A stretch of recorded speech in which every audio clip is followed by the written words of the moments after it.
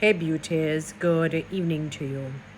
You know, I was listening more than once. I came up on this video from the very present, gifted, talented, beautiful former, well, I should say former president's wife. And I'm talking Michelle Obama. And she said, friendship is not just I'm paraphrasing, it's not just a little passerby. It is not something that comes after career or children or family, really. It is right up there. It is something that must be prioritized. And she said something fundamental. She said, when did we get to the point where friendship, it's almost like, well, wait until I call you. When I call you, I call you. You know, in these days when I hear people talk, I heard a lady, I understand what she's saying, but we have to be very careful because we're not expecting people to be clingy or to be a leech. But just as how you take you put the effort in maintaining your family, keeping your husband, wives. I'm talking to the wives when you want to maintain your marriage to your husbands, and husbands, you want to maintain your marriage to your wives, and you want to make sure your children get the best education, they look good, all the wonderful things. So it takes effort and you go above and beyond. Actually, we're to do that, and this is part and parcel why many people are lonely and unhappy today. And when I talk about loneliness, you may be thinking I'm talking about somebody who is single. Not necessarily. You have a lot of single people who are not lonely because they have good friendships. If you read upon the positives of having a good friend, it actually aids in longevity. Having a good friend helps you to live a very long life and youthful life, looking youthful. I am telling you, beautiful people, there's a reason why, although it was referring to Jesus, but he wanted you to get the concept. It says, a friend sticketh closer than a brother.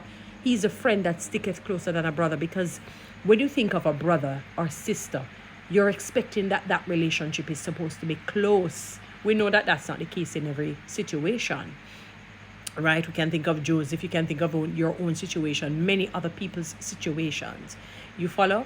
But friendship is not just a passer by or passing element. It's a significant tool that you need in your life. It's a must in your life. That is why the term was coined, no man is an island, no man stands alone. It wasn't just referring to your immediate family, like your mother or your father. Yes, those significant people, or your husband or your wife or your child or children, as the case may be. It is friendships. You must value it. Treat your friend with honor and respect. Look out for your friend. I was watching a skit, and it's a skit that tries to sell a message to people. I think the person is a Christian and all of that. And his good friend, her car, things are tough. Her car got repoed, and she really needed a car. And he said, "Remember, we made a pact that if something should happen to us, and things, we were on our faces, so to speak, we'll help out the other." And he gave her some money for a down payment. When she looked at the check, she said, "Oh my God, but this can actually buy a motor vehicle. It did not just make a down payment." He said, "I got you. You're my friend. You're my friend, so I have your back." I remember when I was low too. And it's not just about money, but I've often said, though, I have to bring in money, and I will always do it because money is so precious and we prize it deeply. People don't like to let it go. We hold on to it, so it tells a story that their treasure is right there. So if somebody can give you money freely and give to the best of their ability, it means that they value as a friend. And they also have a character that says, you know what, this person is in trouble, even if it's not my friend. This person that I don't know or I know, I see that they need help, I'm going to help. A friend sticketh closer than a brother. When you have a good friend, it may not eradicate, but it mitigates greatly loneliness. It helps you to look youthful. It gives you good health and strength. Your longevity is sure. You have longevity. There was a I call them a couple, not romantic couple, friends. I think that somebody said they died now. One is 100 and I think they're both 103, but one would probably make 104 before the other. I think somebody said they lived to be 106. To this day, they were friends from they were about 5 or 6 years old, because they had shown a picture of them and they were so hilarious. They came on Steve Harvey, and you have this sort of, I call it sort of miserable, feisty one, and you have this like a sweet, nice one. And the feisty one says, every morning she keeps calling me. I don't know why. Saying that, oh, you're still alive. She's checking in. And they live basically side by side or something like that. They live near each other or, maybe immediately beside each other. So they had 100 years of friendship. 100 years of friendship. And you can imagine the teeth and tongue that meet. They probably have more teeth and tongue meeting than a husband and a wife. You hear what I'm saying to you? And there are many friends like that. What somebody who has a very good friend in his or her life, how happy they are because you can get to be real with your friend. You can be vulnerable with your friend. You can be yourself with your friend. You don't have to pretend. We're not talking about fake people now. We're not talking about pretenders. When you have that friend that makes you comfortable to be yourself and they have your back, they're loyal and devoted. Let me tell you, man, you must live long. You must live long. The friend that will go out on more than a limb for you. Things get tough for you, don't have to ask them. Let's just say things are tough for you financially and they're in a good spot. They're making sure that you're up there with them.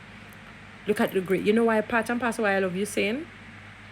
Before I even knew his story, just saw his character. His character just shone brightly.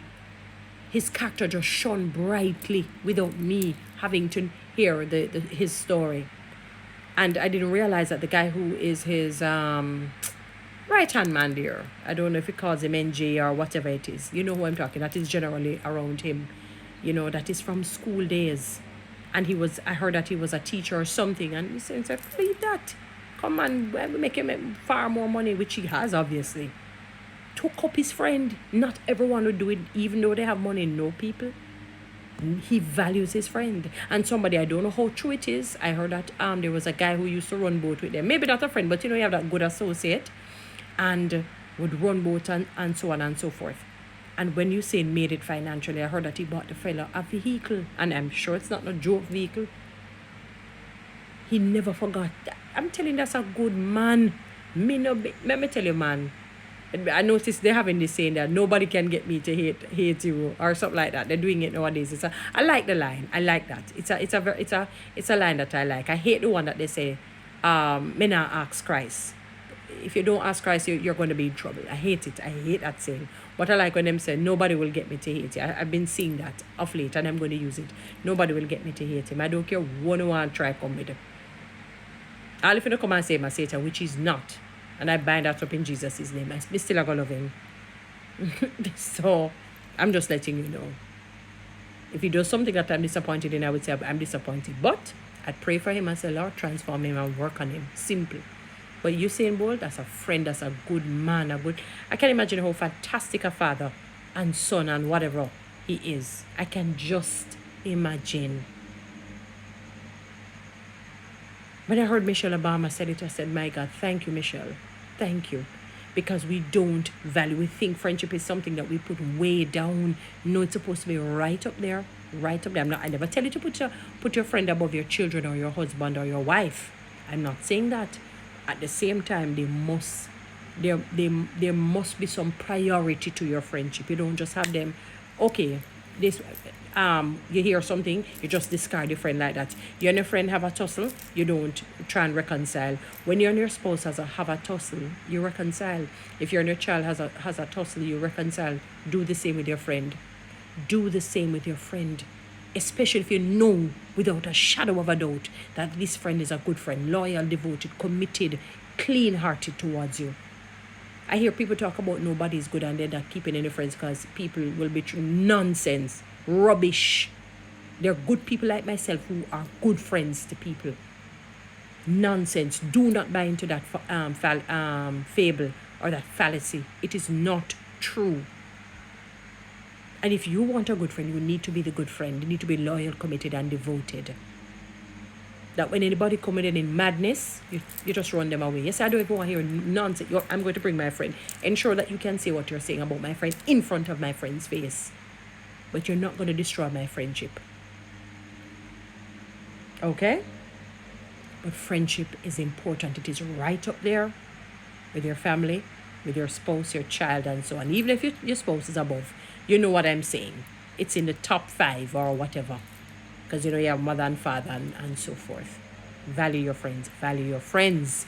Guys, follow me on TikTok, subscribe to my YouTube channel, share this message, please.